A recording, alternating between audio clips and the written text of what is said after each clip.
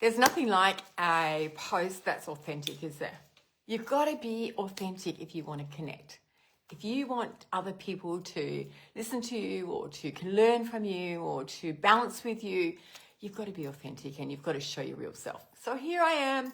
I just took all my makeup off and I got into my pajamas and I went, oh, I should have gone live today. I should have done that. And so I thought, get out of bed and go and do this live. I've had such a funny day. You know, I have had so many beautiful messages, and the team and I and corporate did this big Zoom today. And, you know, we did 2 hours of just chatter and learning. You know, like I love to learn. I don't know about you guys, but I love to learn. And for me, it was about, you know, what are we learning? What are we giving back? You know, what are we here for? You know, what is Fat all about? What, you know, and seeing other people see what's going on in Fat at the moment, because there's lots of new people in our team. We've got people coming in from Sweden, from Holland, it's the Netherlands. We have people coming in from Morocco. We have people coming in from Dubai. We have people coming in from all over Europe. And they're new people.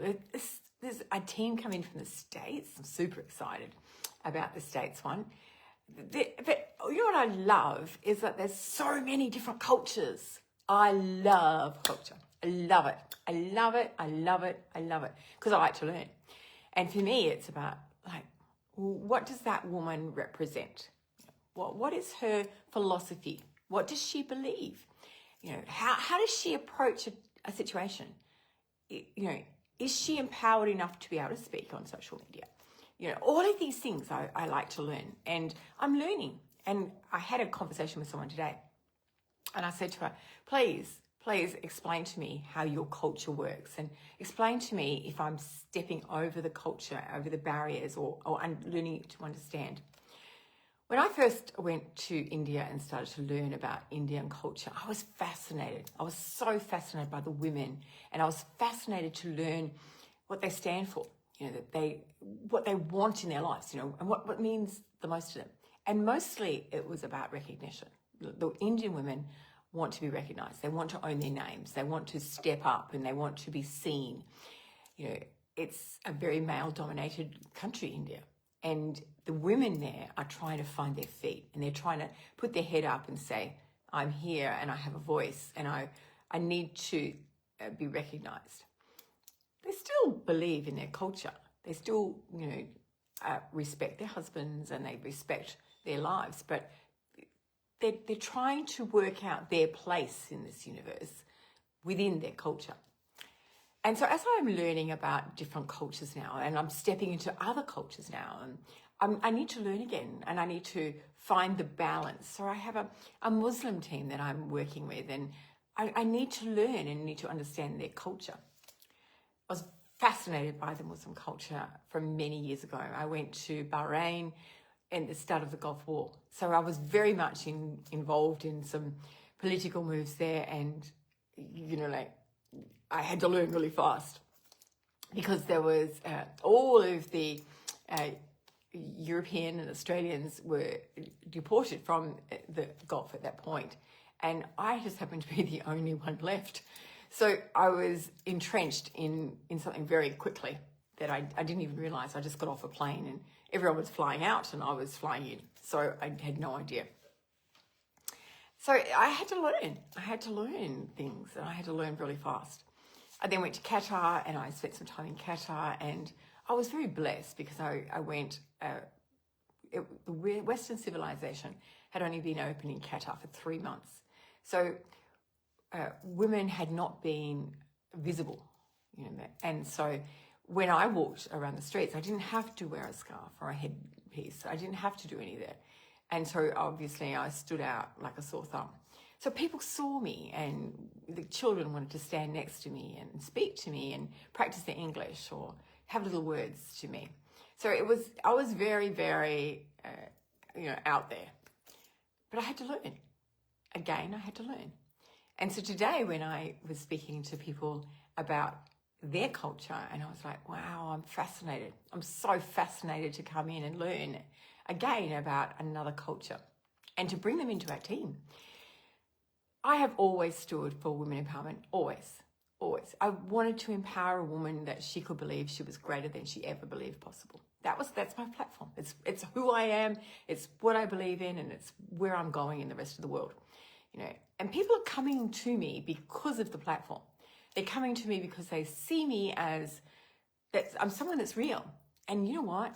One of the best things that I have in my hands is fat. Now, a lot of you are going, oh, what is that? It's just a weight loss program. It's just something out there that everybody else has. It's one of those things. Oh, no. You don't know anything about fat if that's what you think. Fat is a gift, an absolute gift. It was given to me by, I always say it came through me, it didn't come from me. And so it's a gift. It's a powerful gift. And from this gift, I have been able to change thousands and thousands and thousands of women's lives all over the globe. A few weeks ago, we were in 38 countries all over the globe. And today, I think we're in about 44. It's growing. And more cultures are coming. More cultures, more people are being attracted, and different women are coming out of the woodwork and they're saying, hey, can I speak to you? Or hey, and they're sending me messages and they're saying, can I join? And I'd like to come and join you. I've got a team even. I've got people that want to follow you. It's a powerful gift when you know that you've got something so special in your hands that you can change another human life. That for me is powerful. I always talk about health, and I can teach people the health, and that's what FAT's about. FAT's about a weight loss program. It's about teaching women health. It's about teaching their husbands to be healthy. It's about teaching their children to be healthy. It's about being an example in your home. Women should be examples in their homes. Most mothers are. We don't get up in the day and go, right, I'm going to be a really bad example to my kids today. We don't do that. We actually get up and do the best we can with whatever we've got. You don't have to be perfect, but you have to do the best you can. And most mothers do that. But then what happens is that I can teach you wealth. So I'm going to teach you the wealth of health and knowledge and things like that. But then I can say to you, hey, I can give you the wealth of a business. So, I can teach you how to make an income, how to feed your kids, how to earn something a little bit extra in your family's life. Imagine when the electricity bill comes in and you haven't got the extra money for it and you just panic. There's so much panic. I know, I've done that. I know. The water bill comes in and oh gosh, I've got to put that one on time payment because I can't pay it. Or gosh, when you go to the shopping centre and you've got to put the food back. How many times have we done that? Or how many times have you pushed the trolley cart in the shopping centre and you've counted, that's $2, that's $5, that's $6. Oh, I'm up to $20. Oh, I've got $50 in my purse. How much food can I get for my $50? How many times have you done that? Yeah, we've all done that. All of us. And sometimes even when you're rich, you still do that. Sometimes people think that, their husbands are really rich, but they forget that their wives are quite poor because the men control the money. But the greatest gift that I can ever give any woman in this whole wide world is choice. Choice. That she can stand up, that she can choose. She can choose where she wants to live. She can choose who she wants to sit with. She can choose who she surrounds herself with. She can choose where her children go to school. She can choose what home she lives in. She can choose what car she drives. She can choose what clothes she wears.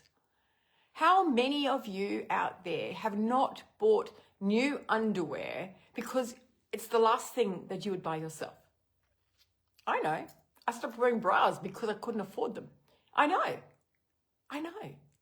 How many of you have worn the same pair of bras for years? And you just go out and you put them back on again and they get so, the elastic's gone in them, but you keep putting them on every day, because you can't afford to get them. Because you see it as an extravagance. You see buying something for yourself as an extravagance. So you don't do it. And yet, they're the little things that we really should look after. They're the little things about ourselves. Because you know what happens is that when we put all the old stuff on underneath and then we put the dress on and then we put a bit of makeup on and we do our hair and off we go, there's something inside of us that is feeling a little bit flat. There's something inside of us that feels a little bit, it's okay. It's okay because I'm giving it all to my kids. Or it's okay because my family come first. It's okay because, I've got an electricity bill to pay. It's okay because I want to make sure I've got food on the table. I don't matter. How many times have you said that to yourself? I don't matter. My family comes first. I don't matter. I can wait. I don't need new clothes. I don't need new lingerie. I don't need new shoes. I don't matter. How many times have you said that? I know. I said it. I said it for years. I said it for years. And still to this day, I see people and women out there that are saying the same thing. I don't matter. I can wait. My kids come first. The kids need new school shoes. The kids need new books. The kids, there's got to be food on the table. The kids, the kids, the kids. The husband, the husband, the husband. The house, the house, the house. And where are you? Where are you? I'm just sitting in the background, just waiting my time. Just waiting. And like every woman, we just pour from our hearts. We pour it out. It's okay. We don't matter. It's okay, but here's all my love. How many times?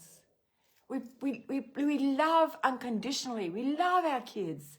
I love my kids, all of them. There's 6 of them out there. They're not all the same. They're all different. They've got all different needs, but I love them. They're mine.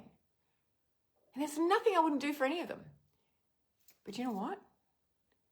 They always came first. Always. Always. Because I didn't matter. I don't matter. They come first. So what I'm offering here is for you to come first. For you to put yourself first. For you to have a little bit of pocket money for you. For you to change your life. For you to change your perspective of life. For you to start to think about yourself. I am is what I always preach to someone. I always say that. I am. Who are you? I am. I am Terry McClure. I am Mary Jane. I am. I am. I am. I am. I am good enough. I am worthy. And I am capable of owning my name and earning an income. I am. You don't ever have to put yourself last again with fat. You don't. You don't. You have to do the work, like all of us. But you don't have to put yourself last anymore. You could go and buy lingerie. You could go and buy new knickers and new bras. You could go and do a little bit for yourself. You could help your husbands pay the bills. You could put a little bit extra on your food tables. You could buy the kids something special. Because even the kids miss out when times are tough. You could do a little bit extra. And that's what fat's about. Health and wealth and then choice. I'm giving you the opportunity to have choice. Choice. Choose you. Choose. Make decisions now. Because you've crossed my path. You've seen this video. You've crossed my path. Now you can go this way and say, that woman's crazy. She doesn't know what she's doing. She's just nuts. That woman over there. Have you heard about her? Have you seen what she's doing? She's running a cult. Have you seen it? I get all sorts of stories. But you know what?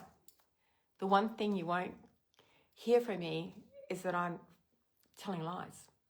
You'll never hear me tell a lie. You'll hear me have transparency. You'll hear me have integrity. You'll hear me standing up for you. You'll hear me fighting for you every step of the way. You'll hear me. You'll hear me. And when that time comes for you to make a decision and you come with us and join us and make a difference in your life, wow. Then you're going to say, wow, I made the right decision.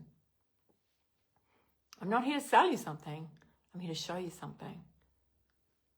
Whether you join or you're not, that's your choice. This is your decision. But you know what? The one thing I can tell you is that I'll be here for you. I'll stand up for you. I'll fight for you. I'll honour you. I'll educate you. I'll empower you. And you'll change your life. What else could you ask for? What else could you ask for? This is your life. Live it. Live it. Believe. Believe that anything is possible and you can achieve it. Lots of love to you. Lots and lots and lots of love to you.